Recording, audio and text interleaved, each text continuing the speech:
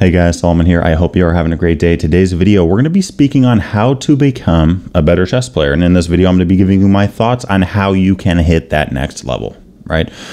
You're at some place right now, you're trying to get somewhere else. How do we get there? And what kind of approach do we have amidst that journey right now?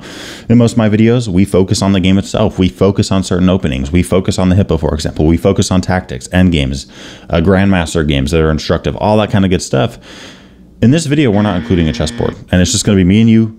I'm just going to be, kind of speaking to the camera and giving you guys some advice, giving you some of my personal stories and some of my takes on the more psychological perspective and commitment that you need to have when you're trying to get good at something like chess, right? Because it's not going to be easy. It's going to take energy. It's going to take commitment. It's going to take time, right? There's no overnight way to get good at this. There's just not. Okay. Trust me, there's not. It's tough. But but honestly, I mean, that's kind of like anything, right? If you're trying to be one of the best in the world at something, if you're trying to become just solid at what you do, if you're trying to become an expert in your field, no matter what it is, it's going to take work. It's going to take commitment. And I think it's really cool because pretty much everyone I know is really good at something, right? But they didn't just get good at it overnight. It took time, right? And I do want to hear what your guys' goals are down in the comment section below. Maybe it's an ELO goal that you have. Maybe you're trying to hit 1,000 or 2,000. Maybe you're trying to win a tournament. Maybe you're trying to just learn more about the game in a certain area. Maybe you're trying to become a titled player at some point in your life. Become an NM, become an FM, become a GM. No matter what it is, post down in the comment section below what your goals are. And by the way, if you're one of those players that really don't have any goals, you really don't care about what your rating is, you really don't, you're just kind of playing for fun, you don't care about studying too much, there's nothing wrong with that, literally at all, right? There's nothing wrong with that at all. I mean, there's things that I do that I just do for fun, right? Like sometimes I play spike ball with my friends, but I'm not trying to become really good at spike ball. Of course, I'm competitive, so when I'm playing it, I'm trying to do the best I can, but I don't have aspirations to become one of the best bowlers in the world, right? I don't, okay? So, there's nothing wrong with, not having crazy goals. And even if you don't have small goals, that's okay too, right? In the comment section below, you may see some people with some really high aspirations, and you may see some people going, look, I'm trying to hit 1,000. Both of those are great, right? Chess is a game where you can focus in on it and really find improvement based on your work, no matter where you're at. And that's what it's all about, right? Focusing on the game.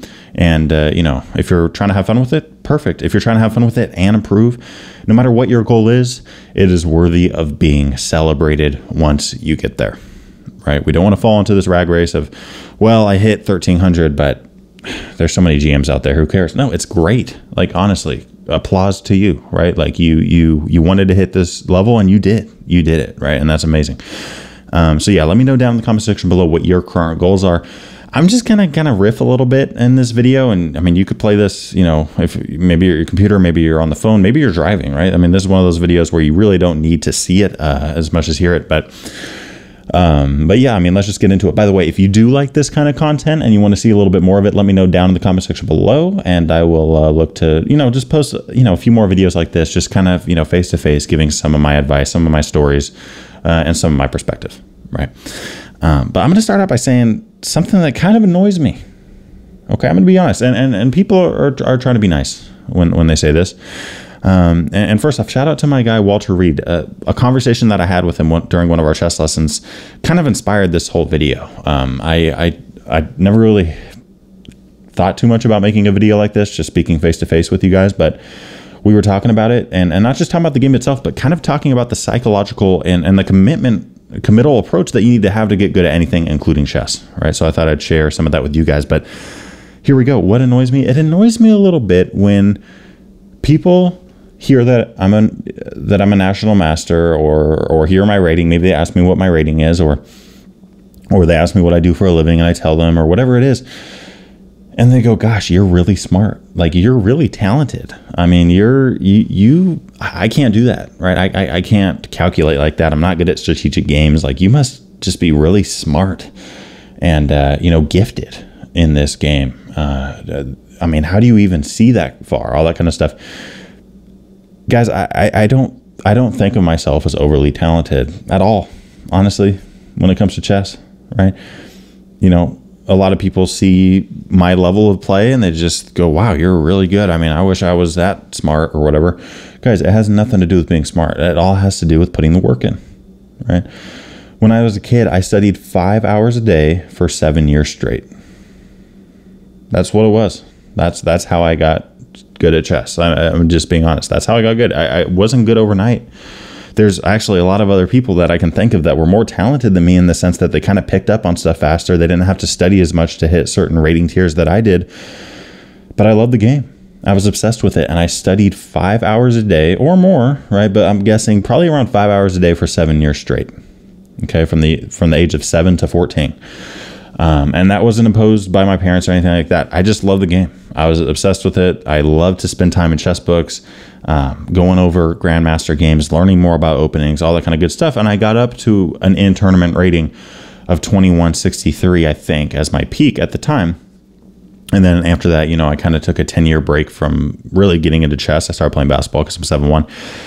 And my rating dropped by 100 points. And then, you know, once I came back to it, you guys are actually the ones that brought me back to competitive chess, in all honesty. But yeah, I mean, I, you know, did the YouTube channel, started to talk with you guys about the game and get to know some of you guys online through the comment sections and just talking through chess. And I think this channel kind of relighted my fire for the love of chess, right? For the love of the game. And you know, I spend a lot of time teaching and a lot of time creating content and learning theory and all that kind of stuff. And it helped me improve with the game. And I ended up, thankfully, you know, thanks be to God, hitting National Master, you know, in this past year, just a few months ago. So, and that was a great feeling. It felt amazing. I mean, I've spent years studying this game, hours and hours, years and years, you name it.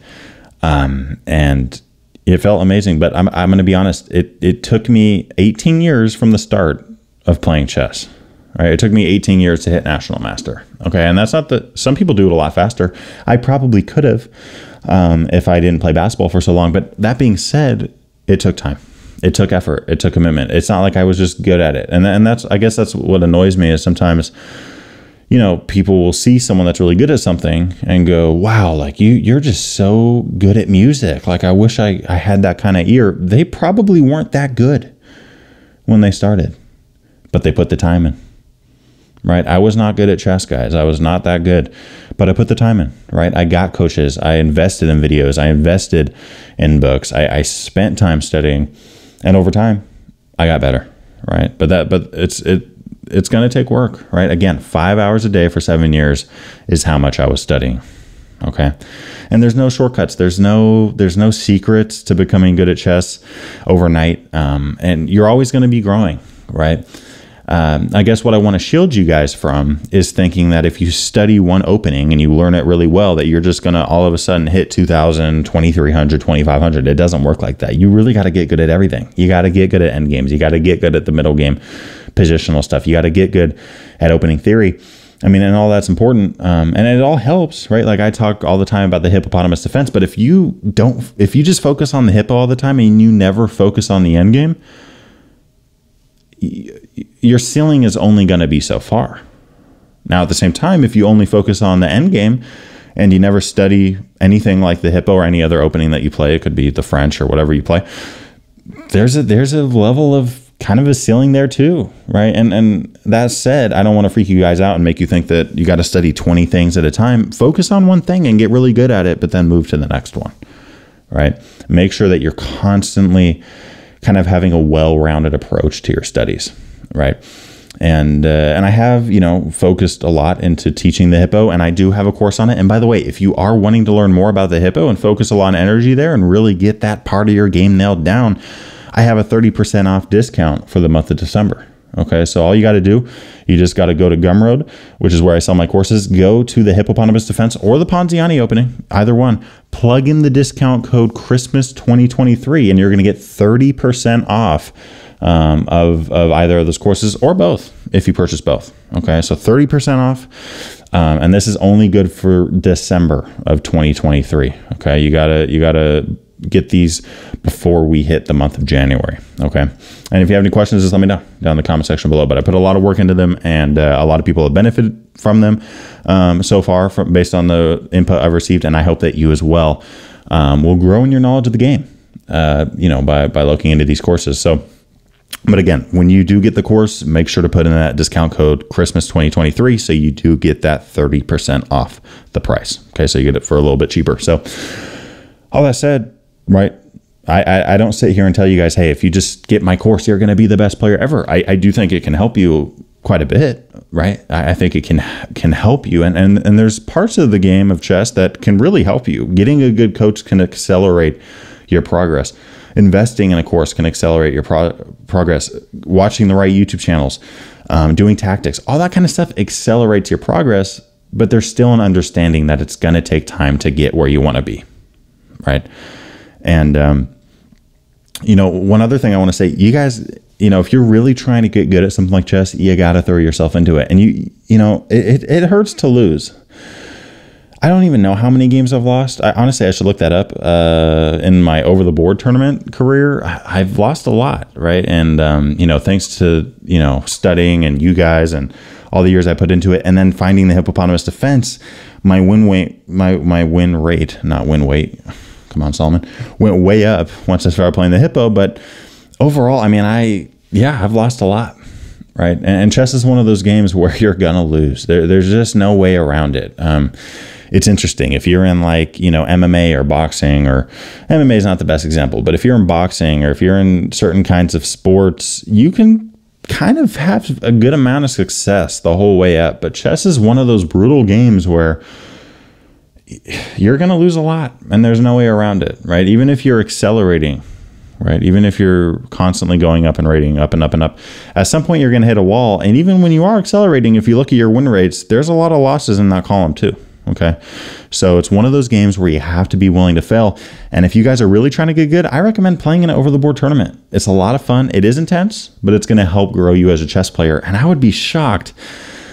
One of my friends, Ready Chess, he was telling me the percentage on it. It was, I forgot what it was, but something really low, like 1% of, not even 1% of chess players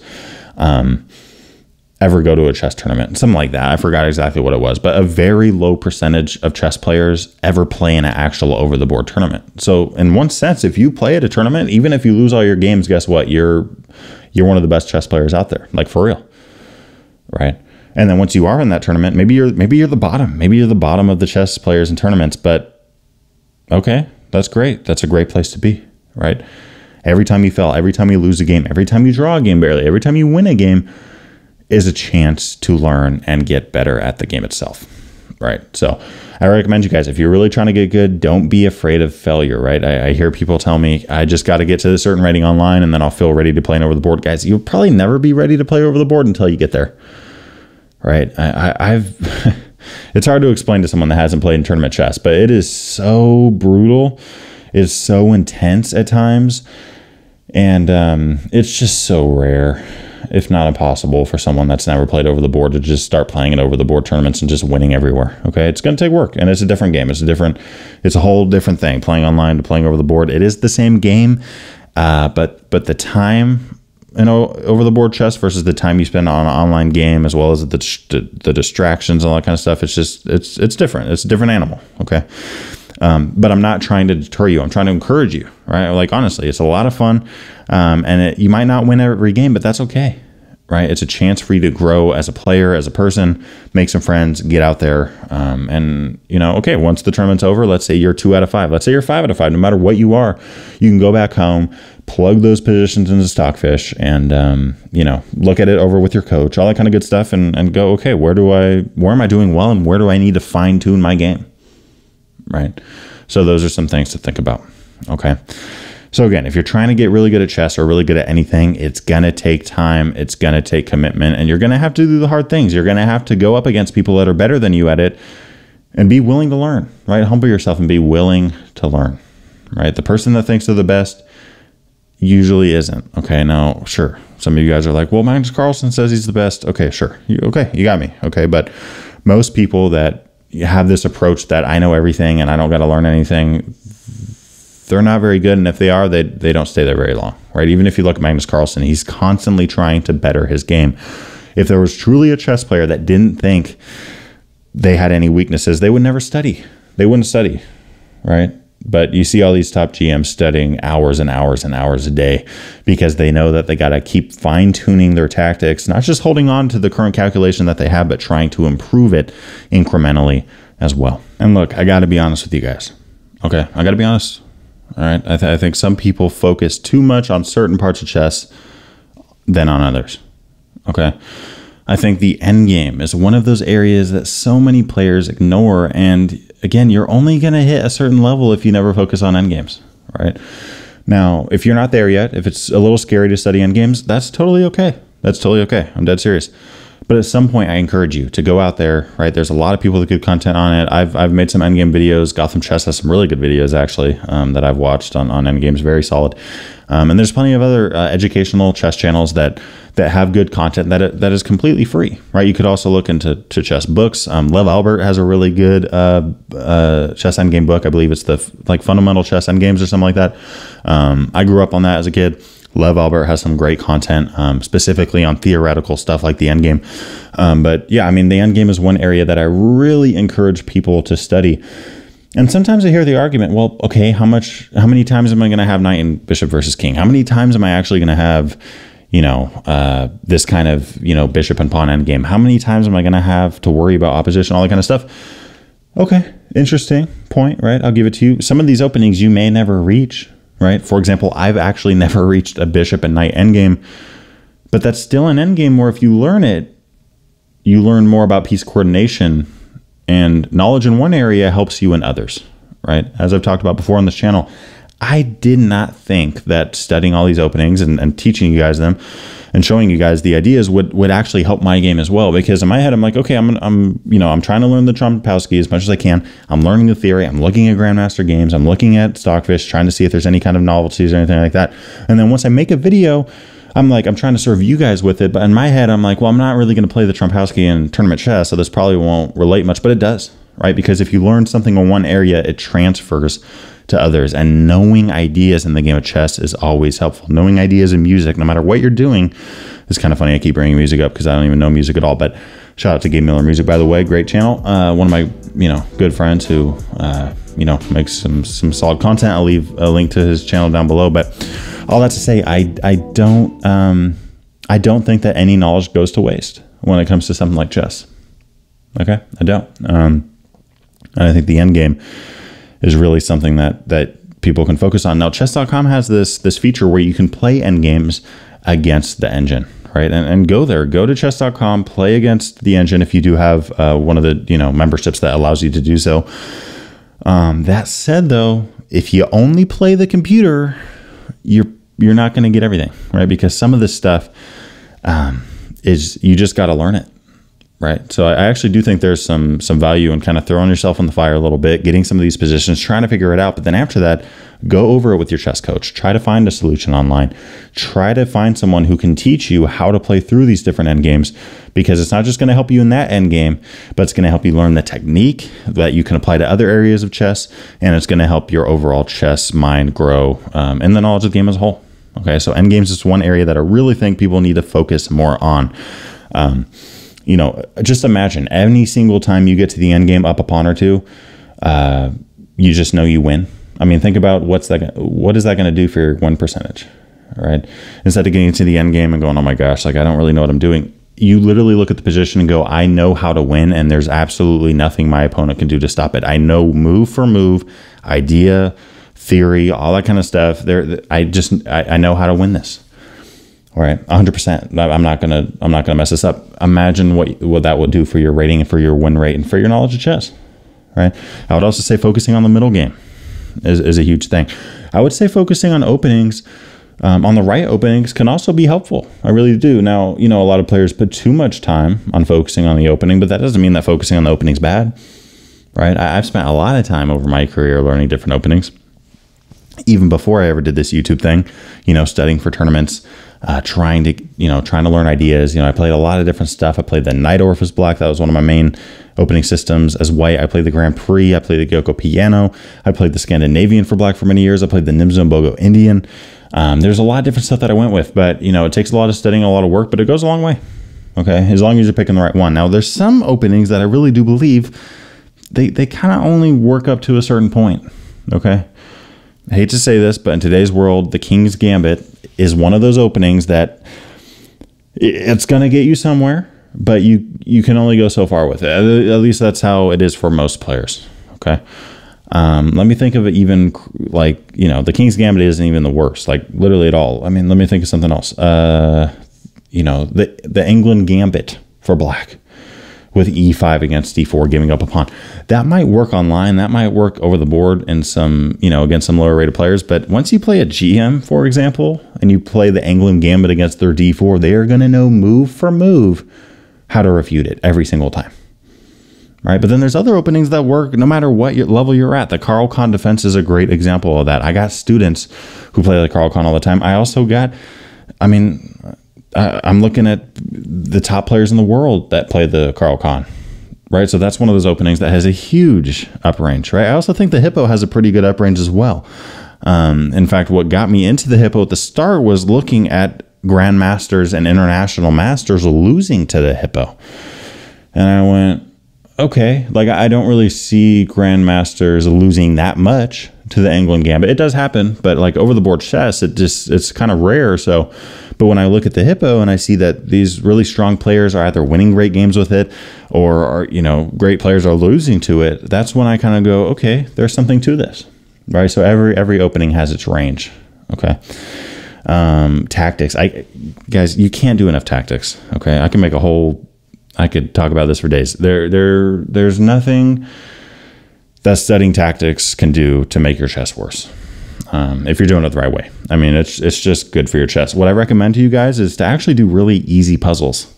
Even no matter what your rating is. When I was trying to hit National Master 2200, all that kind of stuff, before tournaments, I would go on chess.com and literally do up to 500 ELO puzzles.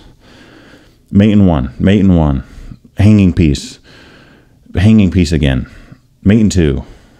Oh my gosh, they just gave us their queen. Just very basic stuff, but that's going to be good for you because you're never going to hang a piece, right? That's the goal. You want to get to the point where you never hang a piece and you never see when your opponent hung a piece on their side. Imagine if you never hung a piece, and imagine if every single time your opponent hung a piece or hung mate, you found it. Your chess is going to improve. Case closed. There's no way around it. If you improve at your tactics, your chess is going to improve as well. Yeah, tactics are huge, right? And I recommend kind of getting a wide range in terms of your portfolio, right? Do stuff on chess.com, do stuff on lichess, do stuff on different websites, get different chess books, right? Get very complicated chess books, get chess books that are actually from real chess games, get some books that are on like endgame puzzles, right?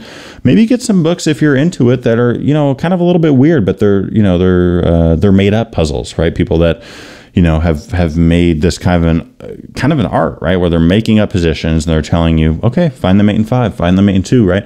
Those are fun as well. But I can't stress enough. I mean, in-game tactics really is, you want that to be most of your time. If you're talking about, in-game versus kind of weird puzzles, we've seen the staircase and all these crazy puzzles. They're not very game-like. They're fun, but they're not very game-like.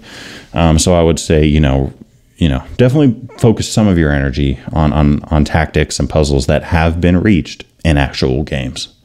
Okay, because these are real life positions. These are positions that people have reached, and these are the kind of positions that you can reach as well. Checkmate puzzles are great as well. There's certain puzzles where it's like, okay, fork puzzles, for example, that's great. I mean, again, it's not going to hurt your chess doing that.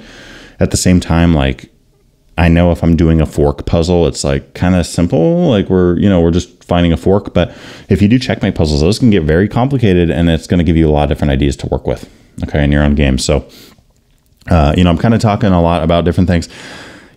Sometimes people talk about percentages of focusing on certain parts of the game and stuff like that. I would say focus on what you're passionate about.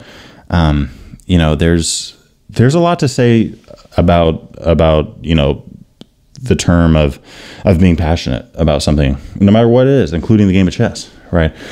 If I, let's just say I hate studying endgames. They're just so hard for me. They're boring. I don't see why I'm studying it. I don't see why all these people keep telling me to study it. And all I do is study endgames. You might burn yourself out, right? Now, I think you should study some endgames, but if you're really not, if you're hating endgames and okay, that's okay. Like, focus on some stuff that you're passionate about as well, right? You want to have fun in this process, as well, and not just, dread every single time you're going to study chess. But you do want to have a balance, right? You do want to have fun, and you also do want to study some stuff that might be a little bit out of your comfort zone. I mean, I hate to say this, but even knight and bishop endgames, I did not even know how to do that until like 5 or 6 months ago. I literally didn't know. I kept pushing it off my whole life because I'm like, well, I'm never going to get it. It looks hard. I don't. And then I thought about it. And I'm like, gosh, I have all these chess students. I'm making videos and I'm always talking about people going out of their comfort zone and studying things they don't know. Why am I not doing it? So I studied it. I looked up a Daniel Narodistky video and he talked about the debut technique. Shout out Daniel Narodistky, by the way. But yeah, I watched his video on it, and I started, playing against, Stockfish online on chess.com. At first, it was kind of hard, right? But the more you do it, the more muscle memory kicks in, right? You start to learn these themes, and eventually you're kind of just cruising through, right? One of my students, Adam Safer, I was teaching him, how to do bishop and knight endgames. And in that process, I was also improving on bishop and knight endgames because teaching helps your chess, right? Just like learning it does. And he got to the point where he was, literally pre-moving nearly every single position with knight and bishop versus king, right? He worked on it so much that his muscle memory just knew the pattern, and then you just sit there and wait for the whole thing to unfold, right? So, yeah, okay, what am I trying to say? I'm trying to say, have fun, right? I'm a big, fan of that. If you're not having fun, what are you doing, right? Chess is a game. It is a game, guys. We all love chess. We put a lot of energy into it. We care about our results. We care about improving. We want to get good at it. At the end of the day, it is a game, though, right? That's good to keep in mind, right? It's, at least to me, it's not life, right? It's a game. There's so much more to life than chess. That said, though, it's a lot of fun, right? And it being a game, we're supposed to have fun with it, right? So I encourage you, it's a game. Have fun with it, right? Have fun. But if you're trying to get better, don't just play bullet all day. Don't just play blitz all day and think that you're getting better. You need to do some studying as well, right? Think about getting a coach. Think about investing in some books, some courses, maybe just start out by watching some YouTube content online, right? It's completely free, right? I'm not even telling you got to spend money. If you don't have money to spend or you don't want to spend money, you can still improve at chess a lot. There's so many good free resources out there. Lichess being one of them. Lichess, gosh, I can't, they're amazing. They really do have a good site. They go straight off donations, and they accept everyone, and they don't, hide certain things from certain. And look, by the way, this isn't a shout out, or, I'm not going up against chess.com. Okay. I promise. Chess.com has some great stuff. But if you're one of those people that are just trying to get into the game of chess, you're trying to improve, and you're not trying to spend all these, hundreds, thousands, all this money, all this time, it's okay. Right? Just start out on Lichess. Lichess is a great online website. Work on the tactics there. Play some games. Plug in, kind of the computer at the end to kind of analyze your games, show you where you made a blunder, and an accuracy, a mistake, all that kind of stuff, and look at your, your percentages and look to improve. Right? You can get creative with how you can improve at a game like chess without spending money. And then once you do get to a point where it's like, okay, I'm kind of hitting my cap of what I can do without investing more, that's when you can, start really thinking about investing, more of the monetary side towards, getting a coach, or let's say you play a certain opening, well, no matter what it is, right? Just really focusing on certain aspects of your game. Let's say you're really weak at the middle game. There's some great middle game content out there as well. I think it's great. I think YouTube has really brought out a lot of resources. So many content creators making so much content that's all free, right? And you can just sit through it, and you don't got to go buy DVDs anymore. You don't have to go get a coach anymore. You can just go on YouTube, click some videos, and improve because of it. Okay, so I talked a lot. We talked about, kind of the chess side. We talked about kind of just the fact that if you really want to get good at something, including chess, it's not going to come overnight, right? You got to be committed. I myself, studied 5 hours a day for 7 years. I was very committed to it. And that's how I got better. I didn't get better because I didn't get good at chess because I was always good. I wasn't always good. at all. But I put the time in, I put the effort in, I put the work in. And if anyone does that, you can get good. There's nothing holding you back. There's nothing stopping you from becoming good at whatever you're trying to get good at. Whatever you're trying to become great at, become skilled at, get after it, right? That's my encouragement to you. Get after it. And I'm here for you every step of the way, right? And I'm assuming I can speak for everyone on this channel as well. We're all rooting for you, no matter where you're trying to get. Let us know down in the comment section below. Not just me, but I encourage all the subscribers. If someone says, hey, I'm not good at this, how do I get better? Or whatever it is, give them some advice, right? This is a community where we all come together, and we're all, including myself, none of us are perfect, and we're all trying to improve at this fun game called chess. Okay, so hope you enjoyed this video. Let me know what you thought of it down below. And again, if you are trying to improve at a certain part of your game, specifically the Ponziani opening or the hippopotamus defense, both of which are very underrated openings. The Ponziani is a great option for white that so many e5 players as black don't know what the heck to do with. And the hippopotamus defense, I mean, this is what got me to National Master 2200. It helped me beat an international master in over the board chess, and it really is just a great system. It gets you out of opening theory, and it gets you into the middle game, and that's something I like that I like about the hippo. The hippo helps you kind of focus on the middle game and not just on opening traps. In fact, the hippopotamus defense, we don't really have opening traps. We're literally focusing on middle game positions, maneuvering pieces, activating pieces, building slow attacking chances that eventually turn into a lot more than just kind of quiet chess. It actually turns into a pretty dangerous system in so many cases. But anyways, if you're trying to learn more about either of those two openings, make sure to go to Gumroad. I will leave a link down in the comment section below, as well as the description. Go there and plug in Christmas 2023, and you'll get 30% off either of those courses. Thanks, and have a good one. Thanks for watching today's video. If you liked it, make sure to subscribe to this channel. And on top of that, hit that notification bell so that you don't miss out on any of the chess content coming your way. I wanted to give a big shout out to my Patreon supporters of the month of December in 2023. And yeah, I mean, if you're interested in becoming a patron, we have a link down below, in which case you will see all of the benefits that you gain by becoming a member. I hope to see you join the family. All that said, I'll see you on the next one.